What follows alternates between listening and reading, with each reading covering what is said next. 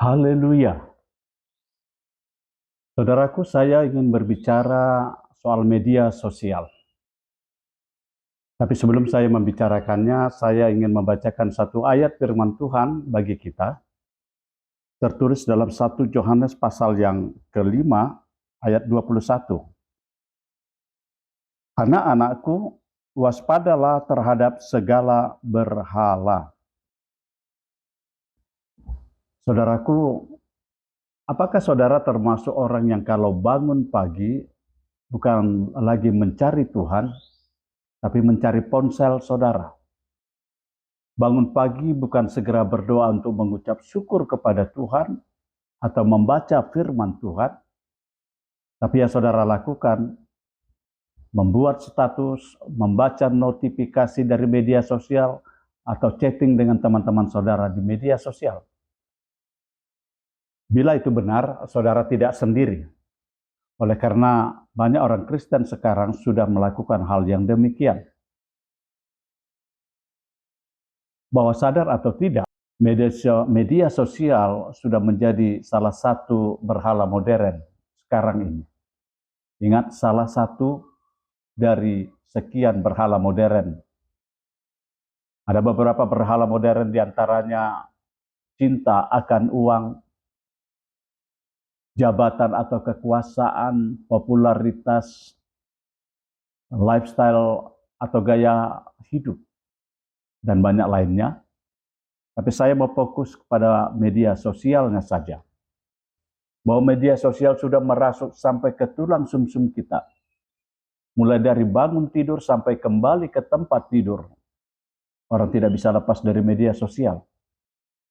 Mulai dari anak-anak, remaja, pemuda, sampai kakek nenek.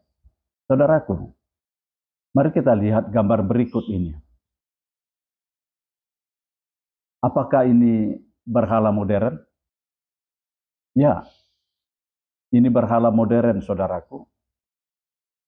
Sebab segala sesuatu, apapun itu, kalau sudah menggeser atau menggantikan posisi Tuhan dalam hidup kita, maka itu termasuk berhala. Yang tadinya yang utama adalah Tuhan, adalah Kristus. Tapi sekarang yang utama itu adalah media sosial. Atau bahkan sebentar lagi artificial intelligence atau AI yang sudah merasuk sampai seluruh lini kehidupan orang modern sekarang. Saudaraku, saya ingin berbagi cerita tentang Paulus ketika dia memasuki kota Athena Yunani untuk memberitakan Injil di sana. Ini sebuah cerita menarik, saudaraku. Dan saya melihat ada kesamaannya dengan masyarakat Yunani pada zaman itu dengan masyarakat kita sekarang ini. Persamaannya adalah sama-sama kuat berhalanya. Dikatakan ketika Paulus memasuki kota Athena, dia melihat sepanjang kota itu ada begitu banyak altar pemujaan kepada dewa-dewa. Tidak heran karena Yunani memang terkenal sebagai negeri 1000 dewa. Semua ada dewanya, dan sampai hari ini kita masih merasakan peninggalannya. Ketika saudara berfoto sendiri dan menguploadnya di media sosial, bukankah saudara disebut narsis? Tapi tahukah saudara, istilah itu diambil dari mitologi Yunani, dari nama seorang pemuda yang bernama Narsisus. Seorang pemuda tampan yang telah membuat banyak wanita patah hati karena cinta mereka ditolak.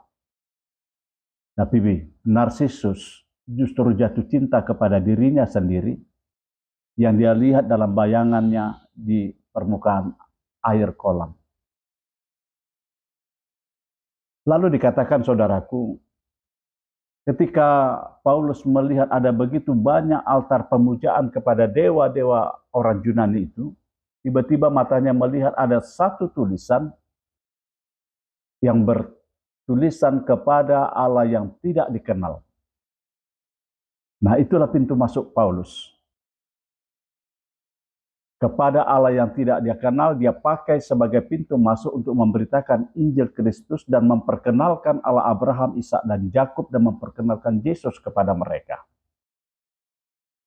Coba kita baca dalam Kisah Para Rasul 17. Kisah Para Rasul 17 ayat 22 dan 23. Dikatakan begini, Paulus yang berdiri di atas Areopagus dan berkata, "Hai orang-orang Athena, aku lihat bahwa dalam segala hal kamu sangat beribadah kepada dewa-dewa. Sebab ketika aku berjalan-jalan di kotamu dan melihat-lihat barang-barang pujaanmu, aku menjumpai juga sebuah mezbah dengan tulisan kepada Allah yang tidak dikenal. Apa yang kamu sembah tanpa mengenalnya, itulah yang kuberitakan kepada kamu." Nah, saudaraku, menarik bila kita melihat cara penginjilan Paulus ini. Dia lebih dahulu memperhatikan lingkungan di sekitarnya. Dia tidak konfrontasi langsung kepada mereka atas penyembahan berhala yang mereka lakukan. Tapi dia masuk melalui satu pintu dengan tulisan di mezbah itu kepada Allah yang tidak dikenal. Lalu memperkenalkannya dan memberitakan Injil kepada mereka. Nah, bagaimana dengan kita, saudaraku? Bagaimana dengan berhala modern yang kita sebut dengan media sosial ini? Saudaraku, pergunakanlah media sosialmu sebagai tempat penginjilanmu. Beritakanlah melalui media sosialmu bahwa tidak ada nama lain kecuali nama Yesus yang diberikan kepada manusia yang olehnya manusia dapat diselamatkan. Beritakanlah itu. Yesus sudah berkata, "Akulah jalan, akulah kebenaran, akulah hidup. Tidak ada seorang pun yang sampai kepada Allah Bapa di sorga jikalau tidak melalui aku." Beritakanlah itu di media sosialmu. Beritakanlah supaya di dalam nama Yesus Kristus segala lutut akan bertekuk lutut dan segala lidah akan mengaku bahwa Yesus Kristus adalah Tuhan. Beritakanlah itu.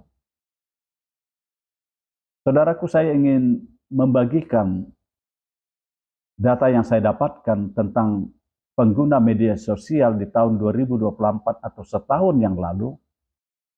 Menurut data box kata data berikut ini. Mau dikatakan di tahun 2024 pengguna media sosial di Indonesia ada sekitar 191 juta orang. Dan ada sekitar 167 juta orang pengguna aktif. Nah, platform media sosial yang populer di Indonesia disebutkan di sini. YouTube, pemakainya ada 139 juta orang. Instagram 122 juta orang pengguna. Facebook 118 juta orang pengguna.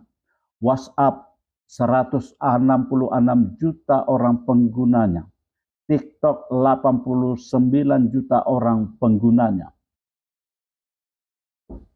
Dengan melihat angka-angka ini, bukankah media sosial merupakan ladang penginjilan, medan penginjilan yang sangat luas bagi kita, saudara? Ada sangat banyak, ada sangat luas yang bisa kita manfaatkan dengan media sosial ini. Beritakanlah Injil di media sosial. The last but not least, saudaraku. Menurut saudara, apakah yang membutakan pikiran orang sehingga mereka tidak melihat cahaya Injil Kristus? Apa menurut saudara? Tapi menurut Rasul Paulus, yang membutakan orang sehingga mereka tidak melihat cahaya kemuliaan Kristus dalam Injilnya, itu adalah ilah zaman ini. Nah, coba kita baca Tulisan Rasul Paulus kepada jemaat Tuhan di Korintus, 2 Korintus pasal yang keempat, ayat 3 dan 4, dikatakan demikian.